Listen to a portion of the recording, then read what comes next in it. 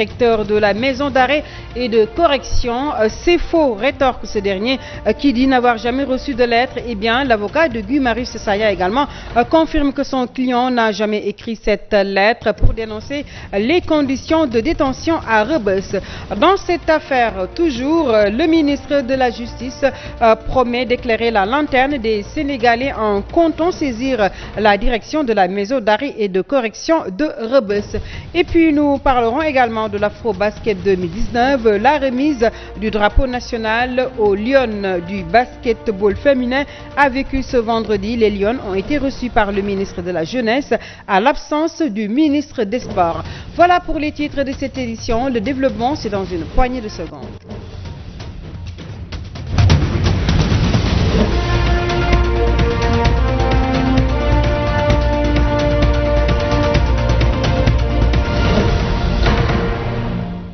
Merci de choisir la Sen TV pour vous informer. Fadla Mbaye, la lettre de Guy Marius Sagna, l'activiste qui aurait été adressée donc au directeur de la MAC de Rebeuss, n'est que fake news. Voilà, c'est du moins ce que déclare l'avocat de l'activiste Guy Marius Sagna. Maître Moussa Sarr annonce que son client lui a confié de vive voix vers 16 heures qu'il n'a jamais écrit cette lettre dénonçant les conditions de détention à Rebeuss à qui que ce soit.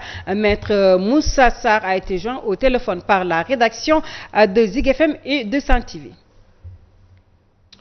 L'élément n'est peut-être pas disponible, nous y reviendrons plus amplement dans nos prochaines éditions. Et puis, en tous les cas, cette lettre a fait le tour des réseaux sociaux. Le directeur de la maison d'arrêt et de correction de Rebeuss avait même refuté cela en soulignant justement qu'il n'a pas reçu de lettre. Encore que Guy Marius Sagna n'en est pas l'auteur, a affirmé Cheikh Ahmed Tidiane Dia, le directeur de la maison d'arrêt et de correction de Rebeuss. Il révèle qu'il a eu une séance de travail avec l'activiste ce matin. Il s'est exprimé lors de l'inauguration du bloc de la MAC du pavillon spécial. Younoussa Baldé pour plus de détails.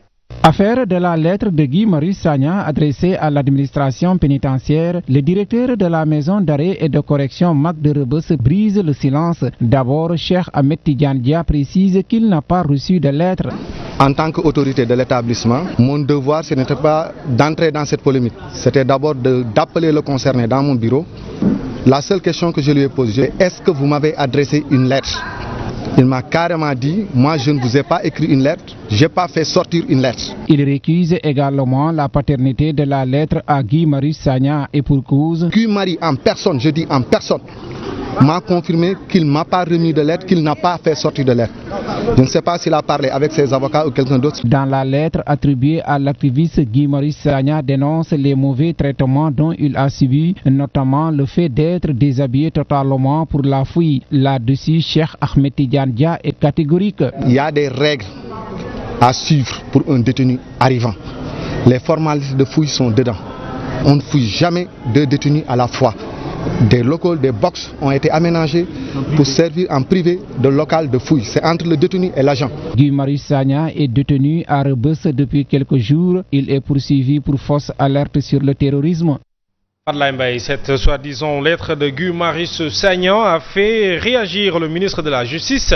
Ce dernier de révéler que l'administration pénitentiaire sera saisie sur cette lettre. Maître Malik Sall l'a dit ce matin en marge de l'inauguration du bloc administratif du pavillon spécial. Le ministre Malik Sall est ici avec Younoussa Baldé.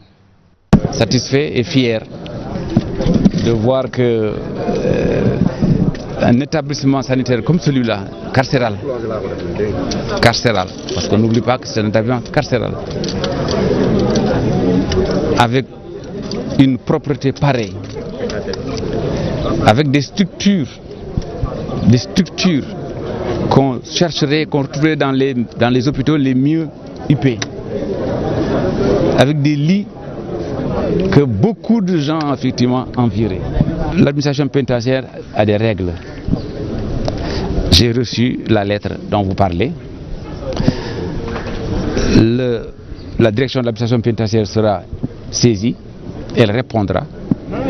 Et je vous assure que la réponse sera portée à la connaissance de tous. Parlons à présent des syndicats de la Sénégalaise des eaux qui menacent d'aller en grève et de perturber la distribution en eau. Ces travailleurs de la SDE demandent à l'État du Sénégal d'accroître leur part à 15% dans l'attribution du contrat d'affermage du groupe français Suez pour l'exploitation de l'eau en milieu urbain au Sénégal. Amadou Boy pour plus de détails.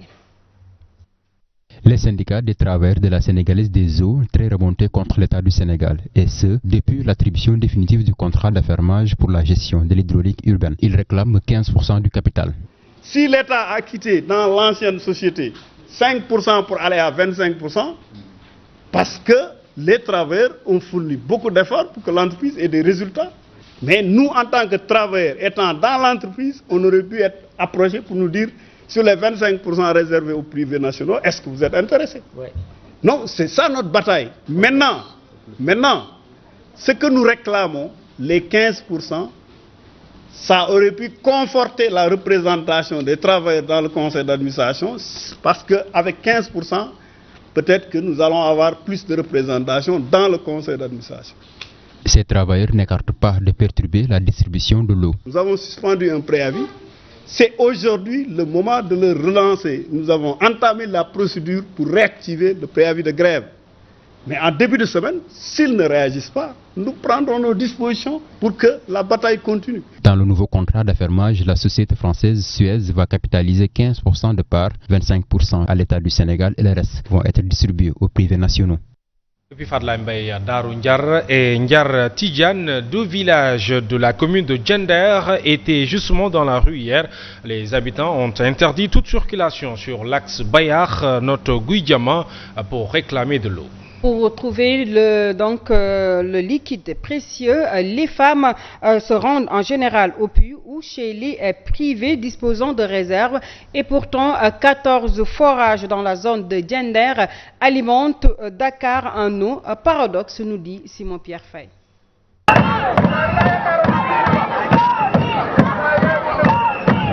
Pour se faire entendre, les habitants de Darou Ndiar et Ndiar Tidjane ont empêché toute circulation sur l'axe Bayar-Noto-Guidiama. Ils sont restés maîtres de la voie publique pendant des heures. Darou Ndiar et Ndiar Tidjane, deux villages de la commune de Diender, souffrent d'une grave pénurie d'eau. La population de Ndiar est là aujourd'hui pour montrer leur mécontentement face à la situation des problèmes d'eau que vous avez vus. Les femmes sont là, elles se lèvent à 5 h du matin pour aller chercher de l'eau. Et la fois dernière, ils nous avaient dit que d'ici 2 mois, on n'a encore rien vu. Il y a des maisons ici, depuis Magal, je ne sais pas, Gamou, jusqu'à présent, ils n'ont pas de l'eau. Pour les manifestants, la situation est d'autant plus paradoxale qu'une batterie de 14 forages implantés dans la zone alimente en ce moment Dakar, la capitale, abandonnant les populations locales à leur soif. L'État aujourd'hui a creusé plus de 10 forages. Tous ces forages-là, c'est pour alimenter Dakar et non Diender. Ce que nous avons trouvé anormal.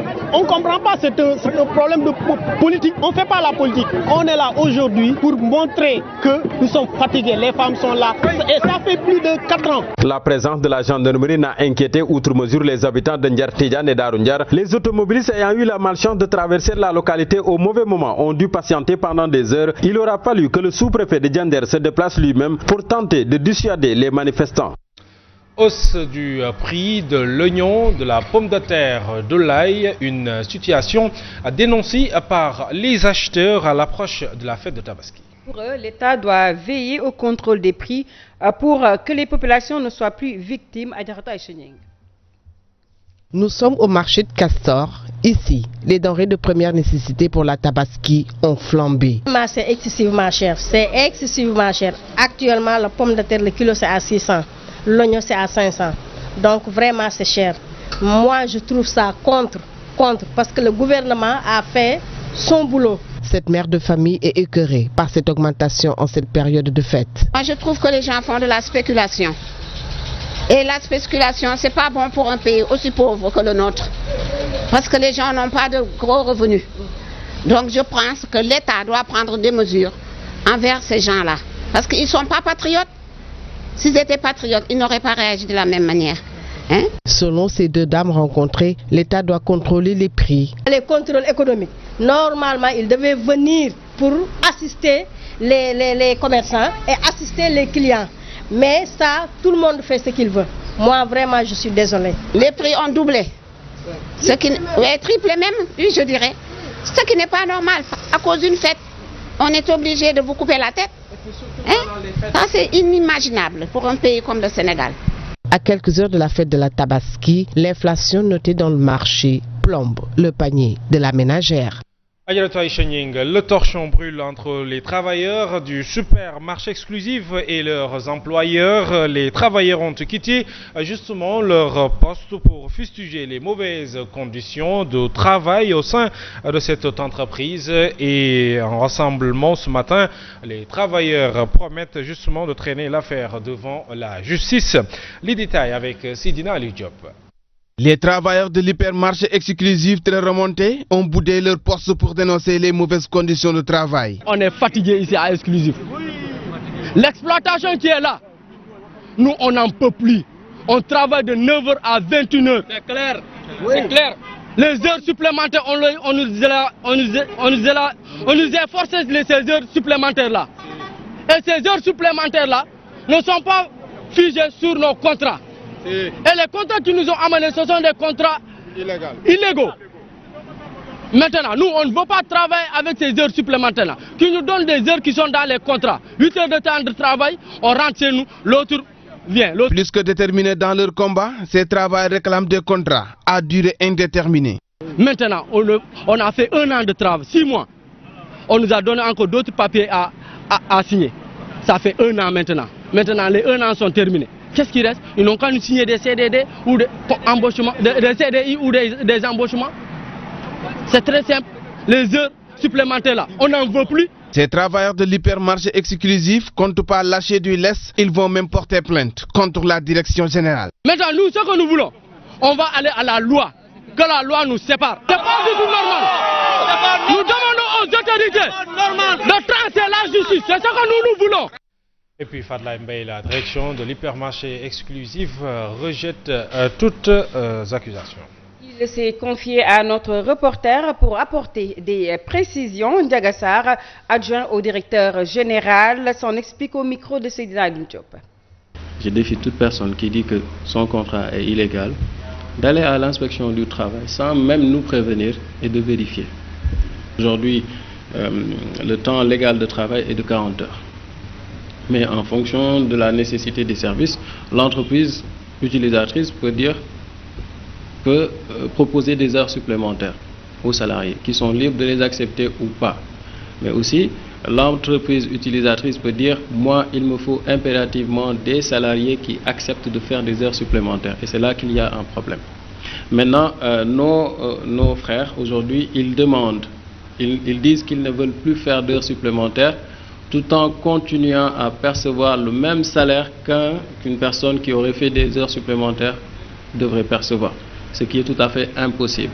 Et puis parlons sport à présent. Les Lions du basketball féminin ont reçu aujourd'hui le drapeau national par les mains du ministre de la Jeunesse, Néné Fatoumata Tall, qui assure l'intérim en l'absence du ministre des Sports, Matarba. Le ministre a délivré le message de soutien et de motivation du chef de l'État à l'endroit d'Astou Traoré et compagnie qui vont jouer ce samedi leur premier match de la compétition face à la Côte d'Ivoire. Sadio Abibouka a assisté à la rencontre.